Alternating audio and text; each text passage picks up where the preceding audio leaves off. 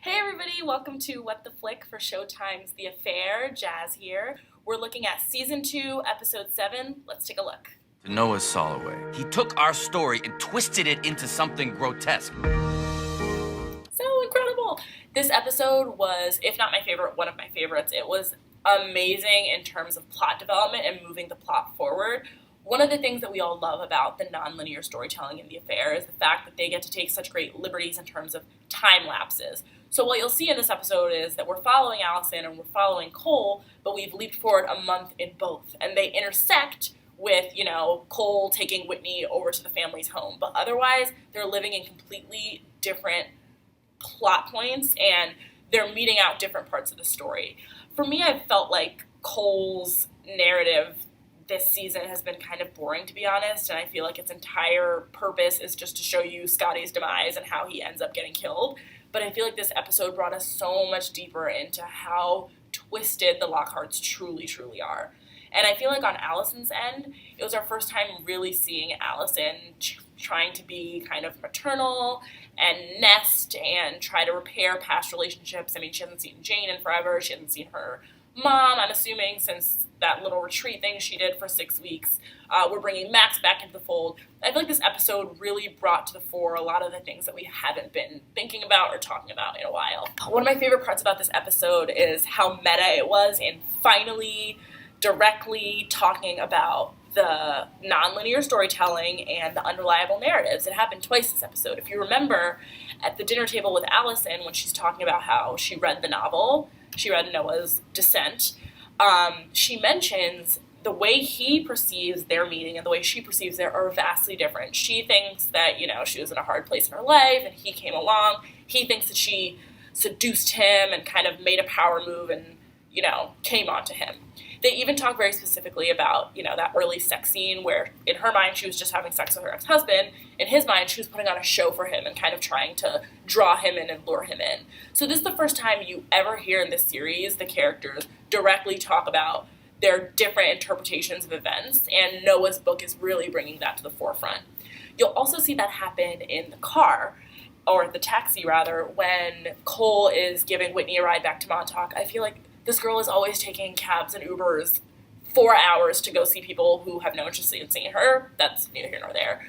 When Cole's driving with her, she mentions that he pointed a gun to her head. And in his mind, he was pointing it towards Noah. So once again, I guess that heart of the entire series plot device. Who can you trust? Who's reliable? Who's telling the truth?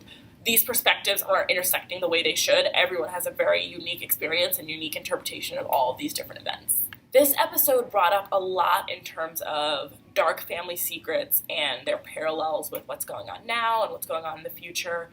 The biggest ones, of course, were that horrible dinner conversation where Mama Lockhart mentions that Grandfather Lockhart drowned that love child with the Hodges grandfather. And, of course, that's a parallel with Gabriel's drowning Cole and Allison's baby who died.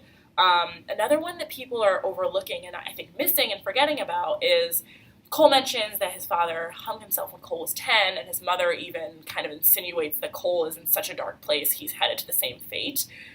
If you remember, in the very first episode of the very first season, the series premiere, Martin, the oldest son, kind of created this mock suicide situation where he pretended to hang himself to get out of going to Montauk. And for me, I kind of hadn't thought about that in a while, and then I remembered if he had actually gone through with that, or there was some kind of an accident, God forbid, or his family somehow missed it or thought it was true, they never would have gone to Montauk and none of this would have happened. So I feel like that hanging incident there is kind of a direct parallel, because if it never happened, this entire series wouldn't have happened. He wouldn't have met Allison, and none of this would have gone down. One thing to note in this episode is that the epilogues, those kind of final moments in the future for both Allison and Cole, were pivotal this episode. That's why I feel like this episode was such a seminal episode. In Allison's perspective, she tells the attorneys that the night of the wedding, of Scott's wedding, she had a very amicable conversation with Scotty, nothing out of the ordinary, and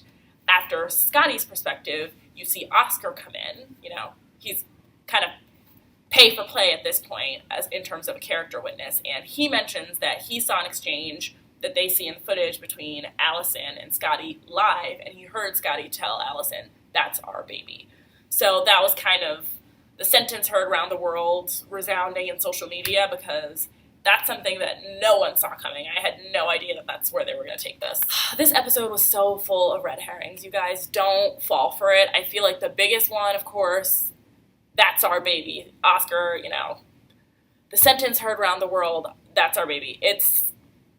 I think it's very obvious, but people have started to catch on. It's not Scotty's baby. I've heard multiple people even say, "That's Cole in the video. It must be Cole, because Cole's the one that she slept with." It's not Cole in the video, it's Scotty. She even mentions that her and Scotty didn't have tension, and they juxtapose that with Oscar saying, clearly they're having a confrontation, and Scotty says this. Scotty's saying, "That's our baby," as in, that's our Lockhart baby. As you remember, Mama Lockhart was saying there will never be another Lockhart baby, so he's saying, that's our Lockhart baby, you have to acknowledge this, you have to, come to terms with this, and he for sure saw them sleep together, or at least the semblance of them sleeping together, when he came to confront Scotty, thinking he was sleeping with Louisa, and saw Allison. So he knows time and place, he knows kind of the timeline of her pregnancy, and he's calling her out, and he's saying, "That's our Lockhart baby, we need that baby." Another big red herring for me is, it really is last episode, but I want to talk about it this episode, the book ending. Allison had this obsession with talking to Noah about that book ending, and what's fiction and what's not. The fact that he changed the ending to him crashing into his wife and killing her shouldn't make you think that he is more or less likely to have killed Scotty. That's just, to me, poetic justice, and honestly, I think it was kind of lazy of him to kill her in the end, and cowardly just because his publisher expected it and wanted it, but that's neither here nor there. I don't think that has any parallel or any ties to what happened to Scotty. I think the final red herring that I think people are overlooking is the apartment money. If you remember, Allison's mother confronts her and says, "This apartment's so expensive, how are you financing this?" And Allison mentions Noah's making good money, and the mom finally, openly, pointedly asks her about her inheritance through her beautiful estate in Montauk that her mother purposely left for her. And you hear Allison say that it's an escrow, she's selling it. I don't think Allison's saying she's selling it to finance the apartment. If you remember, Max is footing the bill here as kind of pity money for sleeping with his wife. I don't think Noah needs any additional funds from her, and if he does, he has his book deal. I think that money has something to do with what's going to happen with the lobster roll, if that's not already happening. If you remember when Cole's brother confronts him in his narrative about, investing in the club, Cole's a little quieter in terms of selling her home. I feel like it may have already happened with Cole, or it's going to happen with Cole. I don't think that money is tied up in that apartment. I think it has something to do with their Montauk investments in the future with the Lockharts.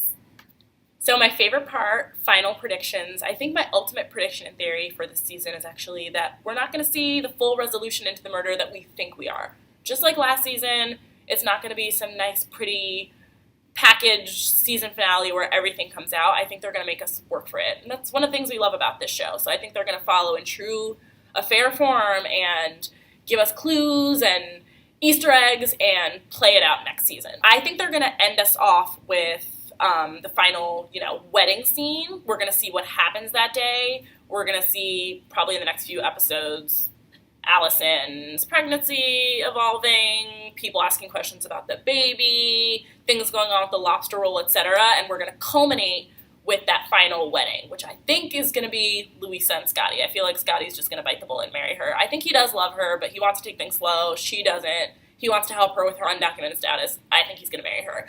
And at that wedding, that's where I think that final epilogue moment that happened after Cole's narrative this week, where Oscar mentions, Scotty saying, "That's our baby," comes into play. In terms of my prediction for the killer, I think it was Whitney, the teenage daughter. Hear me out. If you'll notice this episode, it's very interesting where they bring Whitney in and where they don't. Allison makes a point to mention that Whitney hasn't been staying there a lot. She hasn't been super involved in their new life in the city. But at the same time, she was in Cole's narrative. Cole's narrative, as I mentioned, I feel like is entirely dedicated to showing you Scotty's demise. So the fact that she's in that narrative, she's going to Montauk, she's trying to get some kind of closure with Scotty, shows that she's still deeply, heavily invested. Honestly, if they didn't do that this episode, I've kind of started to forget that ever even happened. But they're really trying to double click on that in a way that makes me think there's something going on with that. And then, of course, that final moment when Oscar mentions, he overheard Scotty say, "That's our baby," that to me was the ultimate seal for me, because if Oscar overheard that, Whitney overheard that. Whether or not Whitney was at the wedding isn't fully clear yet. If she wasn't there, she easily could have snuck there, taken an Uber, taxi, whatever she does every other episode, and overheard that and probably confronted Scotty, and he didn't do everything in his power to reassure her neurotic mind, and she lost it, got into her father's car, ran him over. That makes sense why her parents are covering it up, why they're paying people off, why her father's hiding evidence, and why they all seem so uneasy about just telling the truth, because ultimately they don't want to.